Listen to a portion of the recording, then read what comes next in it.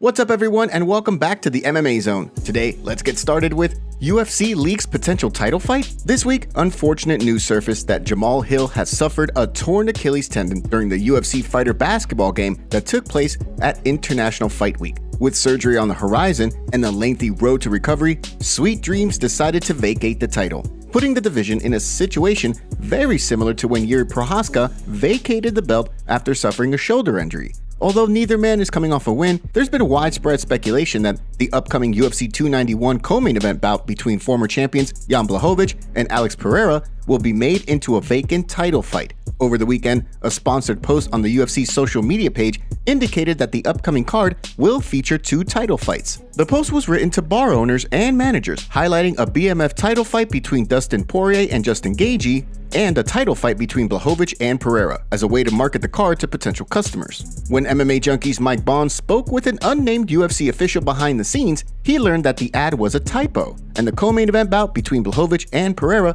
is not for the vacant light heavyweight title. As a result, fans are now wondering how the promotion will handle things at 205 pounds. With Jiri Prochazka coming back before the end of the year, there's speculation that the belt could remain vacant until he's ready to compete again, given that he was poised to step into a title fight when he returns. Should the UFC decide to go that route, it sounds as though Magomed Ankalaev is the favorite to compete opposite him. Ankalaev, of course, is fresh off a split draw against Blachowicz back at UFC 282 in a fight for the vacant light heavyweight title, with UFC President Dana White less than enthusiastic about the result. At the time, he declined to give his scorecard for the bout, saying he started to zone out after 3 rounds, before then going on to call the fight terrible. With UFC 291 rapidly approaching, it'll be interesting to see how the promotion addresses the vacant title throughout Fight Week. Between media scrums and the Fight Week press conference, expect Dana White to field questions regarding the plan for the 205-pound title in the next 2 weeks. In a perfect world, who do you want to see compete for the vacant title?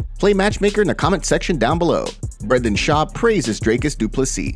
At UFC 290, Dricus Du Plessis entered his middleweight title eliminator bout with Robert Whittaker as a pretty sizable betting underdog. Although Du Plessis had been on an undefeated run inside the octagon, Whittaker had yet to lose to a fighter not named Israel Adesanya at 185 pounds. Despite the pressure of the moment, Du Plessis rose to the occasion, picking up a second-round TKO victory over the Reaper to earn a crack at the middleweight strap. With a fight between he and Israel Adesanya presumably right around the corner at UFC 293, heavyweight veteran Brendan Schaub believes that it's time we acknowledge just how good the streaking contender is. During a recent episode of The Schaub Show, he sung Du Plessis' praises. DDP's the real deal. I think Robert Whittaker, you look at his fights before this, he looked pretty fucking good. You can't say this is an older version of Robert Whittaker.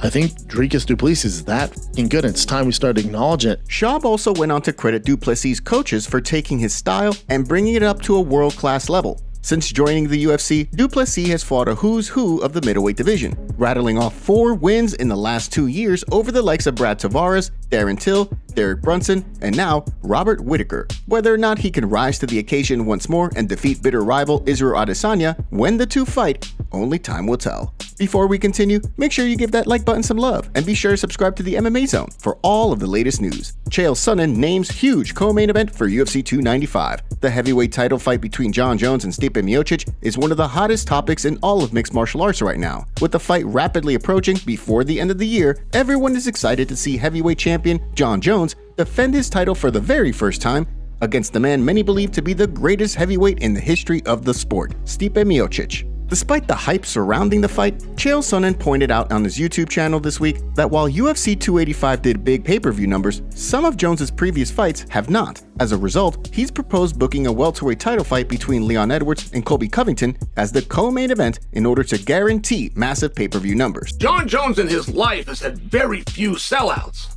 Would you, to make sure that the usual barrage of fans that show up to Jon Jones fights aren't dressed as empty seats, to get in front of that, would you pad the card with a massive welterweight fight? Would you bring the best guy you have at doing media to the media capital of the world, New York? Looking ahead at the UFC schedule beyond UFC 292, Israel Adesanya and Dricus Du Plessis are expected to headline UFC 293 in Australia. The following month at UFC 294, Islam Makhachev is expected to headline the UFC 294 event, with Khamzat Chimaev also expected to fight on the card. With Leon Edwards likely to defend his title before the end of the year, and Yuri Prochazka also likely to return before the end of 2023, do you think either of those fights lands as the UFC 295 co-main event? Drop your thoughts in the comment section below. Mayra Bueno Silva calls for title fight after win over Holly Holm.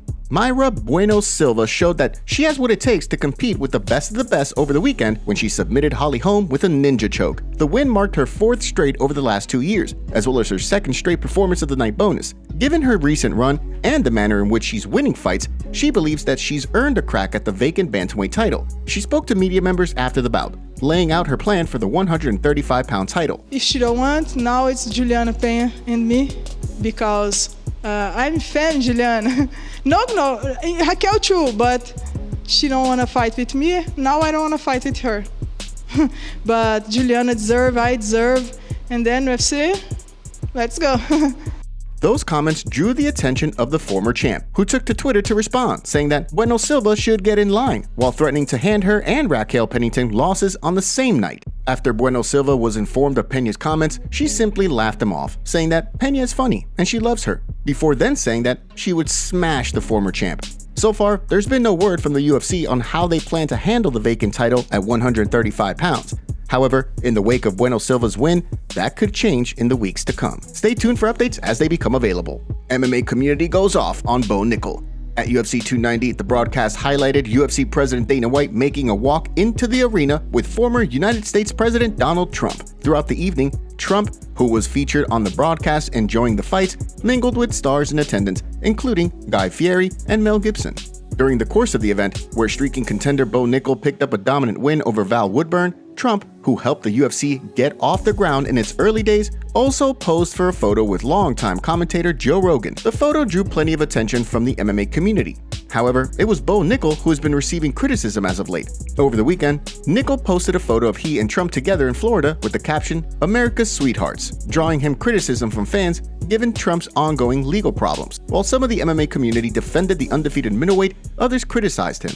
At the same time, some revealed they weren't surprised that Nickal was a supporter of the embattled former US president. The meetup seems to be one of the first stops in Nickal's layoff after his UFC 290 win. With his wife currently pregnant and several hunting trips planned, Nickal indicated recently that while he could fight 2 more times before the end of the year, he may just wind up sitting out the remainder of 2023. When he returns, there's certainly no shortage of potential opponents as he looks to continue his climb up the 185-pound ladder.